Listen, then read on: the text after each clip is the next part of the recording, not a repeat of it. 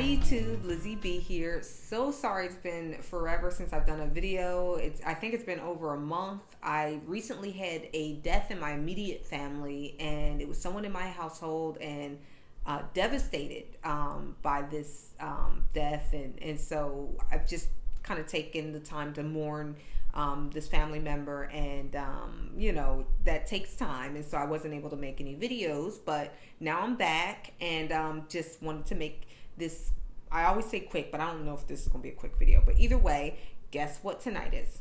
I will give you a hint. Okay, if you guess it's the night of the memorial, you're correct.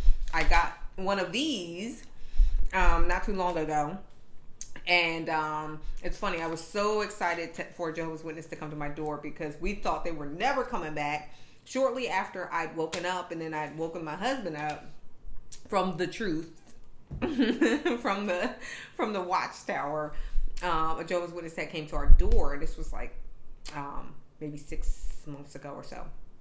And they came to our door, and my husband was ready to start talking about the Australian Royal Commission, and then they left, and we were like, oh shoot, now they're never coming back. We scared them away. And so I'm kind of looking to get my hands on the Jehovah's Witness so I can groom them and wake them up as well. But it don't happen like that anyway. But regardless, some JWs had came to the door about a week or two ago, and they had dropped off one of these, and so I put it on my calendar, April 11th, and I told myself I'm going to go to a Kingdom Hall, and I'm gonna partake. And then today came, and I was tired, and like I said, I'm still in mourning. I got just a lot going on, so I just haven't had time. I haven't had any time, and the last thing I wanted to do was walk up into a Kingdom Hall and hear a boring talk. So I decided to celebrate the memorial on my own, and then afterward I would enjoy the rest of my glass of wine, because I had a big glass of wine, and I would make a video because I haven't made a video in a while. So for those of you who don't already know, I'm sure I'm preaching to the choir at this point. Jehovah's Witnesses do not take communion on a regular basis, like as a lot of regular churches tend to do. For Jehovah's Witnesses, they only take communion once a year, and they call it the memorial, and this is the memorial of Christ's death.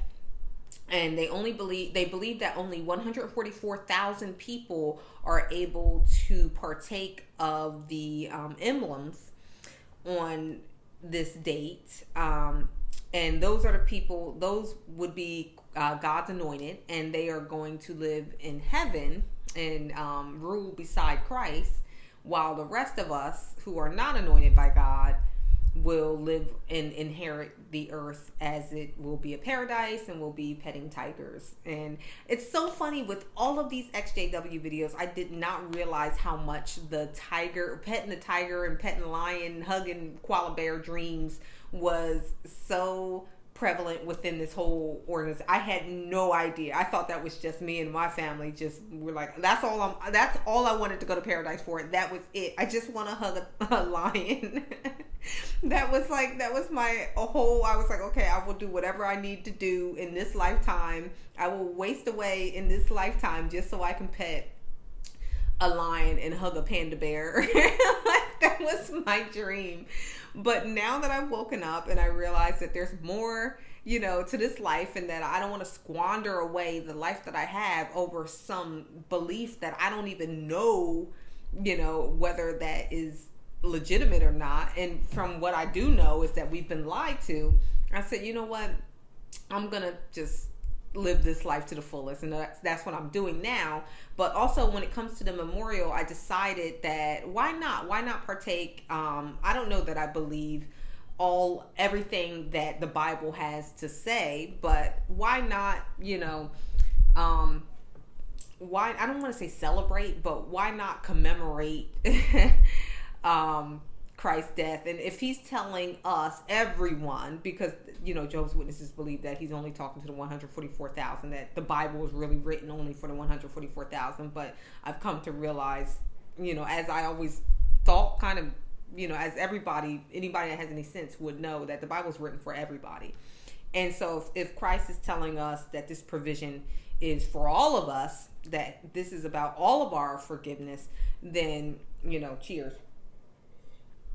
So that's what I'm doing tonight all by myself. I know Mike and Cora do a video for anybody who really wants to like do the whole legit, sit down and really, do communion and celebrate memorial and that kind of thing. If they really want to do it according to a structure, Mike and Cora do a great video where they actually, they say the prayer and they do it right. Me, I'm a heathen, so I'm just doing it my way. I'm eating saltine crackers over here. So anyway, this video, I just want to kick it with you guys. It's been a long time since I've made a video. I haven't done anything in, like I said, over a month. And in the meantime, I've been getting a lot of comments, and I just wanted to thank you guys for all of the support that you've given me for my videos. I do plan to make more. Like I said, it's been crazy, and so I do intend to make more videos.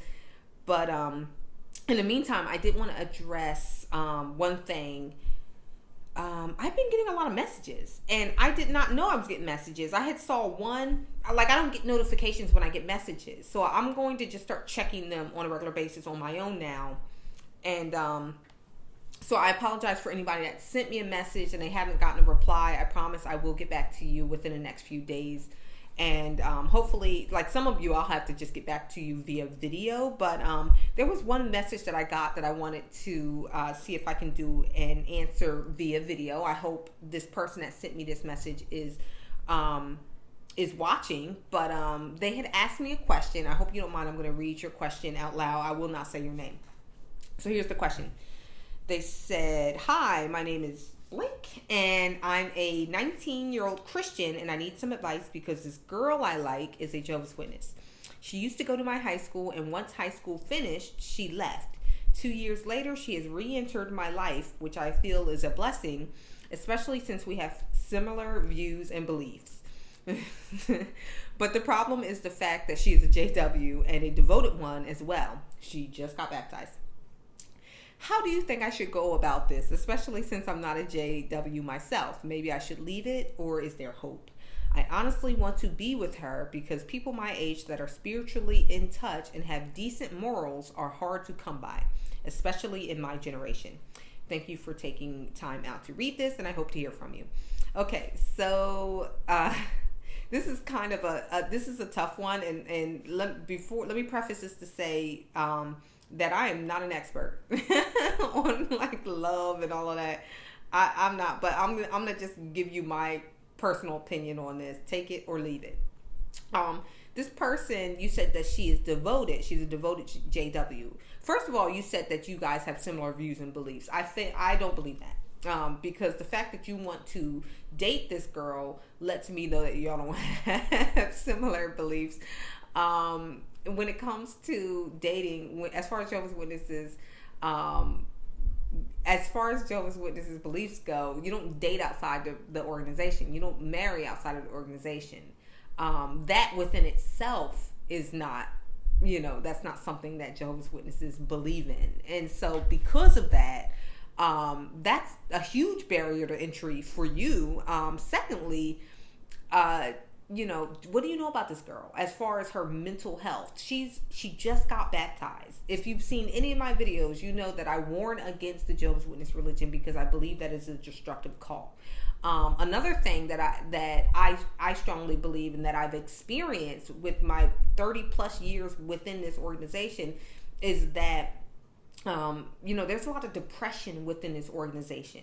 There's a lot of people who are they're silently suffering and they're feeling like they're not good enough, and there's a strong level, there's a strong push within this organization for people to do more and to devote their lives to it. Don't go to college, don't, get a high level job, just go out and field service and that kind of thing. So if people are devoting their life to this organization and they can never give it enough of their time, there's always feelings of guilt and not doing enough. And then also you don't want to question things even when people bring you valid thoughtful ideas. You can't question things. So there's a strong level of depression that comes with this organization, because it does not make it easy for people who are honestly and genuinely seeking truth and seeking to live a fulfilling life, especially when they're stifling possibilities for themselves that they would otherwise be able to pursue, but they're being told that God doesn't want them to pursue these things. So what do you know about this girl? And it's always going to come back to that, because do you want to, if this girl says no, flat out, no, I don't date anybody that's not a Jehovah's Witness, especially if she's devoted, that's probably what she's going to say. I'll let you know that now. If she's truly a devoted Jehovah's Witness, if she's hook, line, and sinker, completely, within this organization, she is going to say no. But, if she says no, are you okay with that? Are you a person do you consider her a friend? Are you going to be a support system to her? Because being that she belongs to this organization, if she questions it, or if there's anything that she wants to do that goes against the beliefs of this organization, they will shun her. And if that's the case, she's not going to have anybody. And so are you going to be willing to be a shoulder for her to cry on? Are you going to be a person that cares about her beyond just this organization, or just beyond the romantic aspect of what you're asking? Because if you're not, leave her alone. Just let her live her life, you know what I mean? But just know that there's a possibility that she's going to say no. And if you're really a friend, if you really care about this girl, you will stick it out so that you can be there for her if she needs you. And this goes beyond romantic interest, because, at the end of the day, this girl's in a destructive call. So ultimately, the thing that you should be worried about most with this girl is her mental and emotional well-being, her support system. Romantic interest, that takes a back seat to this girl's mental health. So just make sure that she's okay, be there for her, and worry more about that. As far as the religion goes, you're not going to stand a chance if she's a Jehovah's Witness. I'm giving it to you straight. But if you do stand a chance, if she is interested in you, just be prepared to know that this girl may be putting it all on the line for you guys' relationship. And if that's the case, you're really going to need to be there for her. This can't be a fling. This can't be, we have fun. Our personalities don't match. Be a friend to this girl, because I promise you she needs it. She needs real friends. So that's my answer. I don't know if it answers anything. I hope it does. But at the end of the day, when I hear about teens, like young people that are in these organizations, my biggest concern is their mental health. Relationships be damned. Make sure this girl is good. You know what I mean? So, hope that helped. I got another question. Somebody had asked me what kind of equipment I use. For camera, I use a Canon 60D. It's a DSLR camera, so that means it's a photography camera. And as far as sound equipment, I use a Zoom, ZOOM, H4n, and that, does a trick for me. So, that was one question that I got. And, the rest of you, I'll have to just answer you via message. And then some of you, I'll have to do a video for if I get a chance, if I get some time. So, thanks for watching the video. Sorry it's boring. I'll do some more soon, get back into the swing of things. And, thanks for watching. Bye.